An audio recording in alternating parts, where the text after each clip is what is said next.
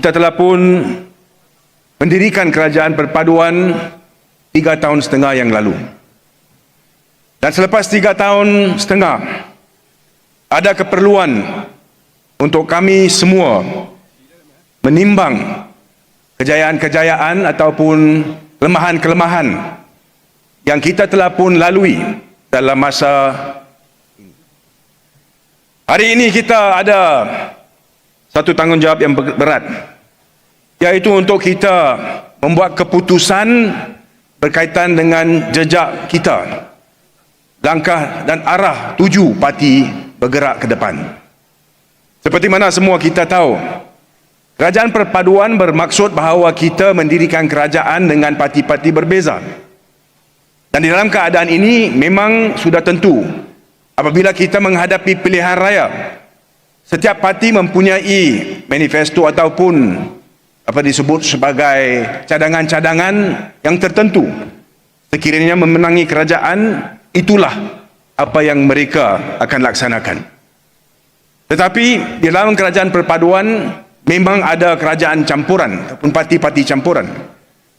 Dan dalam keadaan tersebut kita kena lihat kepada sebenarnya apakah yang dapat dipersetujui di antara semua parti yang dapat kita laksanakan, supaya kita dapat pastikan bahawa ada reforms ataupun pembaruan-pembaruan yang perlu kita laksanaan, dan kita laksanakan pembaruan itu. 3 tahun setengah bukan satu masa yang panjang. Bukan macam kerajaan-kerajaan terdahulu yang ada masa 60 tahun dan sebagainya. Kita di dalam masa ini telah pun menumpukan kepada keperluan kita untuk membawa pembaruan-pembaruan. Tetapi adakah pembaruan-pembaruan yang dibawa itu mencukupi? Kita baru melalui beberapa pilihan raya peringkat negeri, dan kita memang menerima keputusan pilihan raya tersebut. Tetapi keputusan tersebut telah pun membawa kepada perlunya untuk kita menimbang semula bagaimana kita nak bergerak ke depan. Kepada saya, kalau kita lihat kepada reforms ataupun agenda reforms pembaruan yang kita sebut itu, ada beberapa perkara yang harus kita memberi tumpuan. Pertama, kita lihat kepada ekonomi. Kita nak pastikan bahawa kita dapat bergerak ke depan dengan kita faham apa sebenarnya cabaran yang dihadapi masyarakat dan rakyat di luar sana. Dan kerajaan perlu mengambil tindakan untuk memastikan bahawa kita dapat meringankan beban masyarakat di luar sana, khususnya dari sudut ekonomi. Saya menerima banyak aduan yang menyatakan bahawa banyak langkah lagi perlu diambil. Ada apa yang kita laksanakan yang telah pun menyebabkan masalah ini menjadi masalah yang lebih besar misalnya. Kita semua tahu.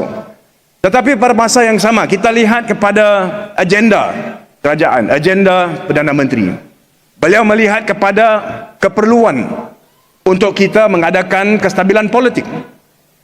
Kalau ada kestabilan politik, maksudnya kita boleh melihat kepada pelaburan daripada luar negara.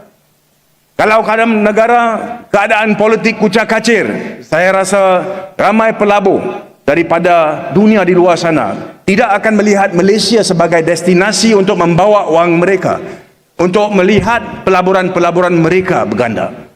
Jadi itu menjadi tumpuannya, kestabilan politik. Itu titik pertama. Kemudian daripada di situ, apabila ada kestabilan ini, maka kita dapat keluar ke seluruh dunia, menonjolkan Malaysia sebagai pentas, tempat di mana pelaburan tersebut itu dapat dibuat. Dan kita lihat dalam 3,5 tahun ini, memang kalau kita lihat dari sudut itu, kestabilan politik itu ada, dan kita lihat Malaysia menjadi satu tumpuan seluruh dunia. Apabila kita lihat atau bincang berkenaan dengan pelaburan, kita lihat syarikat-syarikat yang paling besar, gergasi di dunia, mereka memilih Malaysia sebagai negara di mana mereka membawa wang mereka, dan pelaburan itu membawa kepada penaikan ekonomi kita, peluang pekerjaan dan sebagainya. Kita juga dapat lihat bagaimana nilai mata wang kita, ringgit, sekarang semakin kukuh. Tetapi di sebalik ini semua ada masalah-masalah tertentu yang harus kita tangani. Ini adalah satu perkara yang kita harus terima. Saya lihat baru-baru ini ada pimpinan daripada parti DAP termasuk saya juga, yang telah pun meminta supaya Perdana Menteri melihat serius berkaitan dengan pembaruan ekonomi yang dapat membantu rakyat. Selain daripada itu, kita juga melihat kepada aspek-aspek pembaruan dari sudut institusi-institusi negara. Itu look about institutional reforms. Kawan-kawan, kita semasa dalam pembangkang banyak perkara yang kita telah bangkitkan. Kita telah pun lihat bagaimana di dalam kerajaan terlebih sebelum daripada ini, oleh kerana seorang Perdana Menteri itu boleh menjadi Perdana Menteri untuk selama-lamanya, maka di situ boleh berlaku salah guna kuasa dan sebagainya. Itu sebab kita telah pun mencadangkan melalui Setiausaha Agung kita. Kita hendak memastikan bahawa we have reforms when it comes to this, kerana kita tidak mahu diulangi masalah dulu di mana oleh kerana seseorang itu sangat berkuasa, maka skandal-skandal negara itu tidak dapat kita tidak dapat kita tangani. Jadi dalam keadaan tersebut, kita telah pun melihat kepada aspek pengasingan kuasa pendakwa raya dan peguam negara. Kita telah pun bincang berkenaan dengan menghadkan tempoh Perdana Menteri kepada 2 terma. Kita juga telah pun sebut berkenaan dengan beberapa akta yang harus dipindah, misalnya SOSMA, misalnya Peaceful Assembly Act dan sebagainya. Tetapi ada rakyat di luar di sana tanya kepada saya 3 tahun setengah, kenapa belum dilaksanakan lagi? Ini perkara yang kita perlu fikirkan. Berbalik kepada isu-isu tertentu, dan saya nak sebut satu daripada dia, apabila kita sebut berkenaan dengan masyarakat India, ada ramai juga yang tanya bagaimana kita hendak melihat kepada negara secara keseluruhan, tetapi ada juga keperluan-keperluan tertentu yang perlu kita tangani, khususnya di dalam melihat kepada aspek kepelbagaian kaum di Malaysia. Saya selaku pengurusi kebangsaan parti DAP, saya nak rakamkan penghargaan kepada seluruh CEC. Kerana apabila kita bincang berkenaan perkara ini, kita tahu ini adalah perkara-perkara yang harus kita bincangkan dengan mendalam. Itu sebab kita telah pun membuat pilihan untuk hari ini membawa topik tersebut itu ke hadapan, supaya semua wakil-wakil dapat memberikan kita pandangan mereka dan juga pendapat berkenaan dengan hala tuju ke depan negara kita, khususnya parti kita. Kawan-kawan, inilah satu keputusan yang sangat besar. Ianya mempunyai impak terhadap kerajaan. Ianya mempunyai impak terhadap negara kita. Dan kita bertanggungjawab sebagai ahli-ahli politik, diberikan amanah oleh rakyat untuk menentukan yang terbaik untuk negara kita.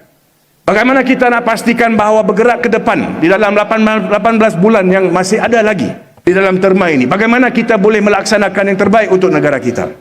Kepada saya telah pun beberapa kali mencadang kepada Perdana Menteri, ada keperluan untuk kita memberikan tumpuan yang khusus kepada tiga-tiga aspek yang saya sebut tadi.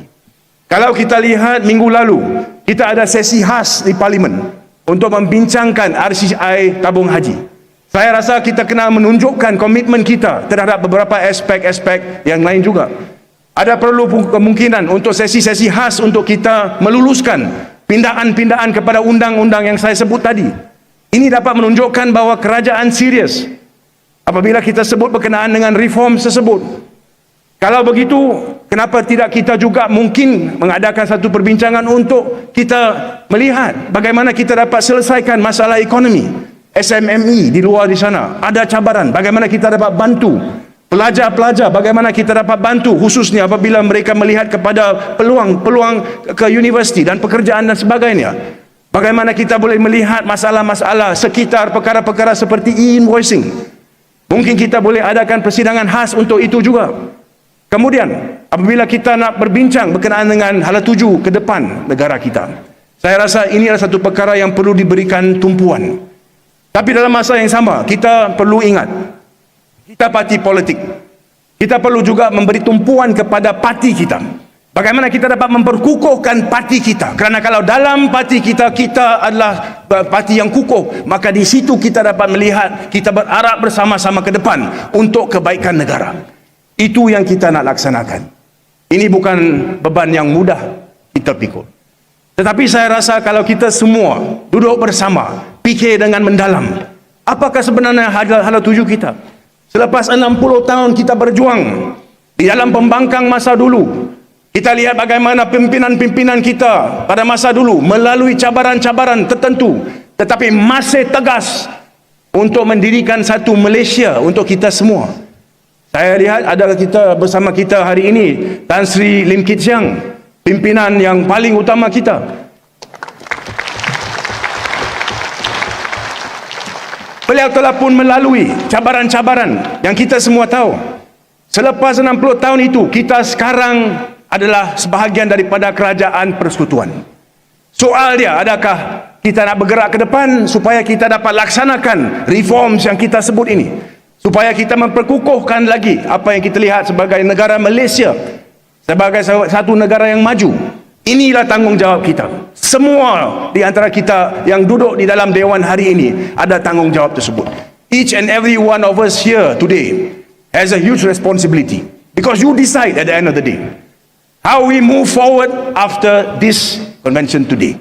Jadi kepada semua yang datang hari ini, saya mengucapkan terima kasih kerana semua datang untuk bersama-sama bincang ala tuju ke depan parti kita.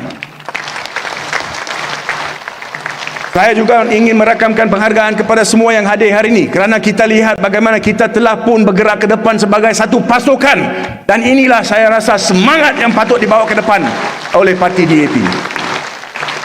Jadi marilah kita semua, selepas ini kita akan mendengar amanah daripada Setiausaha Agung kita. Marilah kita bersama-sama buat satu keputusan yang terbaik untuk negara kita, supaya kita semua dapat melihat bahawa negara kita bergerak ke depan dengan stabil, ekonomi dia baik, dan kita semua dapat maju bersama-sama. Dengan itu, saya sekali lagi selaku pengurusi kebangsaan mengalu-alukan kedatangan semua yang hadir hari ini. Thank you for coming here this morning. Saya Niman, Nandri.